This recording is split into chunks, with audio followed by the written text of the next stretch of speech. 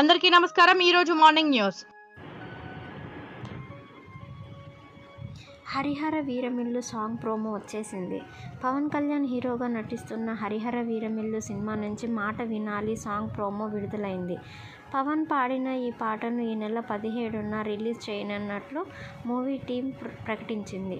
కీరవాణి స్వరపరిచిన ఈ పాటకు పెంచల్ దాస్ లిరిక్స్ అందించారు. క్రిష్ జ్యోతికృష్ణ డైరెక్ట్ చేస్తున్న ఈ మూవీ మార్చి 28న తెలుగులో పాటు తమిళ, మలయాళం, కన్నడ, హిందీ భాషల్లో రిలీజ్ కానుంది. హరిహర వీరమిల్లు సాంగ్ ప్రోమో వచ్చేసింది. పవన్ కళ్యాణ్ హీరోగా నటిస్తున్న హరిహర వీరమల్లు సినిమా నుంచి మాట వినాలి సాంగ్ ప్రోమో విడుదలైంది. పవన్ పాడిన ఈ పాటను ఈ నెల 17న రిలీజ్ చేయనున్నట్లు మూవీ టీం ప్రకటించింది. కీరవాణి స్వరపరిచిన ఈ పాటకు పెంచల్ దాస్ లిరిక్స్ అందించారు. క్రిష్ జ్యోతికృష్ణ డైరెక్ట్ చేస్తున్న ఈ మూవీ మార్చి 28న తెలుగుతో పాటు తమిళ, మలయాళం, కన్నడ, హిందీ భాషల్లో రిలీజ్ కానుందని పవన్ కొన్న ఈ బుక్ గురించి తెలుసా? ఇటీవల DY CM Pawan man's search for meaning అనే పుస్తకాన్ని ఎక్కువ సంఖ్యలో కొనుగోలు చేసిన సంగతి తెలిసిందే. ఈ క్రమంలో SMలో దీని గురించి పలువురు తమ అభిప్రాయాలను పంచుకుంటున్నారు. ఈ బుక్ రచయిత విక్టర్ ఫ్రాంక్ అనే మానసిక వైద్యుడు మనిషి నిస్సహాయ స్థితిలో ఉండి అర్థం లేని బాధని, అణచివేతని భరిస్తున్నప్పుడు దాన్ని తట్టుకొని ఎలా ముందుకు వెళ్ళాలి అని స్వీయ అనుభవాన్ని ఇందులో రాసినట్లుగా చెప్తున్నారు. 4 పిల్లలుంటే 400 ఎకరాలు ఉన్నట్టు CBN. మన దేశానికి జనాభే అతిపెద్ద ఆదాయ వనరు అని సీఎం చంద్రబాబు అన్నాడు. ఒకప్పుడు నేను పాపులేషన్ కంట్రోల్ అని చెప్పా, కానీ ఇప్పుడు పాపులేషన్ మేనేజ్మెంట్ అని చెప్తున్నా. పిల్లలే మీ ఆస్తి.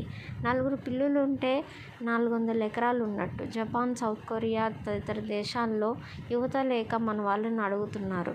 ఇటీవల MP ప్రభుత్వం కూడా 4 పిల్లల్ని కంటే ₹1,00,000 బహుమతి ఇస్తామని ప్రకటించిందని CBN తెలిపారు. గత ఏడాదికి మించి పెట్టుబడులు సాధిస్తాం సీఎం. ఈ నెల 16 నుంచి 19 వరకు సింగపూర్, 20 నుంచి 22 వరకు దావోస్లో పర్యటించబోతున్నట్లు సీఎం రేవంత్ వెల్లడించారు. సింగపూర్లో స్కిల్ ఫర్ సిటీతో ఒప్పందాలు, ఇతర పెట్టుబడులపైన సంప్రదింపులు జరుపుతామన్నారు. దావోస్లో వరల్డ్ ఎకనామిక్ ఫోరం వార్షిక సదస్సులో పాల్గొంటామని చెప్పారు. గత ఏడాదికి మించి పెట్టుబడులు సాధించడమే తమ లక్ష్యమన్నారు. గత ఏడాది దావోస్లో 40,232 కోట్ల విలువైన ఒప్పందాలు చేసుకున్నామని తెలిపారు. ప్రధానితో సంక్రాంతి చిరస్మరణీయం చిరంజీవి.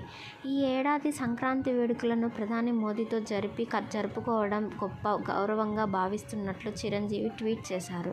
ఇది చిరస్మరణీయమని పేర్కొన్నారు. ఈ అవకాశం కల్పించిన కేంద్ర మంత్రి కిషన్ రెడ్డికి ధన్యవాదాలు తెలిపారు. మోదీతో కరచాలనం చేసిన ఫోటోను షేర్ చేశారు.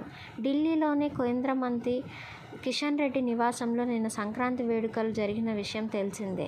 స్టేషన్ బెయిల్పై కౌశిక్ని విడిచిపెట్టాలి హరీష్. ఎమ్మెల్యే కౌశిక్ రెడ్డిని అరెస్టు చేయడం సరికాదని మాజీ మంత్రి హరీష్ రావు అన్నారు.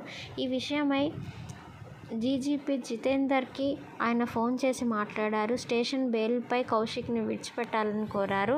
మరోవైపు పోలీసులు ఎమ్మెల్యేను అనూహ్యంగా 3 స్టేషన్కి తరలించారు. జడ్జి ముందుకి ప్రవేశపెట్టే సమయంలో మరింత ఆలస్యమయ్యే అవకాశం ఉండడంతో ఆయనకు స్టేషన్లో బస ఏర్పాట్లు చేసినట్లు సమాచారం. పసుపు బోర్డుతో రైతుల కల చేరింది బండి. నిజామాబాద్లో పసుపు బోర్డు ఏర్పాటుతో పండుగ రోజు రైతుల కల నెరవేరిందని కేంద్ర మంత్రి బండి సంజయ్ అన్నారు. దీని ద్వారా వారి జీవితాల్లో కొత్త వెలుగులు రానున్నట్లు చెప్పారు. MP అరవింద్ పట్టుదలతో తన హామీ నెరవేర్చుకున్నారని చెప్పారు. రైతుల కోసం పనిచేసే పార్టీ BJP అని స్పష్టం చేశారు. ప్రధాని మోదీకి రైతులు తమ ఆశీర్వాదం అందించాలని బండి కోరారు. లండన్ పర్యటనకు బయలుదేరిన జగన్. మాజీ సీఎం వైఎస్ జగన్ లండన్ పర్యటనకు బయలుదేరారు. బెంగళూరు విమానాశ్రయం నుంచి ఆయన లండన్ పర్యటించినట్లు వెళ్ళినట్లు తెలుస్తుంది.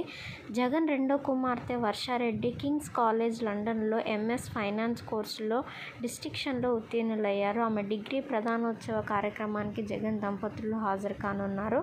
16న డిగ్రీ ప్రదానోత్సవం జరగనుంది. అనంతరం నెలాఖరున జగన్ లండన్ నుంచి తిరుగు ప్రయాణం కారణమవుతారు. కాంగ్రెస్ పాలనలోని తెలంగాణ పరిస్థితి ఇదే. కేటీఆర్ ప్రస్తుతం కాంగ్రెస్ ప్రభుత్వ పాలనలోని తెలంగాణ పరిస్థితి కాకిస్టోక్రసీగా ఉందని BRS working president KTR tweet ఇచ్చారు.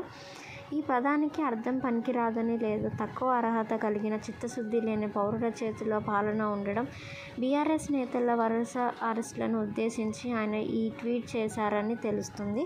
పసుపు బోర్డు ఏర్పాటు హర్షణీయం. కిషన్ రెడ్డి తెలంగాణలోని నిజామాబాద్లో కేంద్రం పసుపు బోర్డు ఏర్పాటు చేస్తుండడంపై కేంద్ర మంత్రి కిషన్ రెడ్డి హర్షం వ్యక్తం చేశారు. ఇది తెలుగు రాష్ట్రాలకే కాకుండా యావత్ దేశానికి సంక్రాంతి కానుక అని తెలిపారు.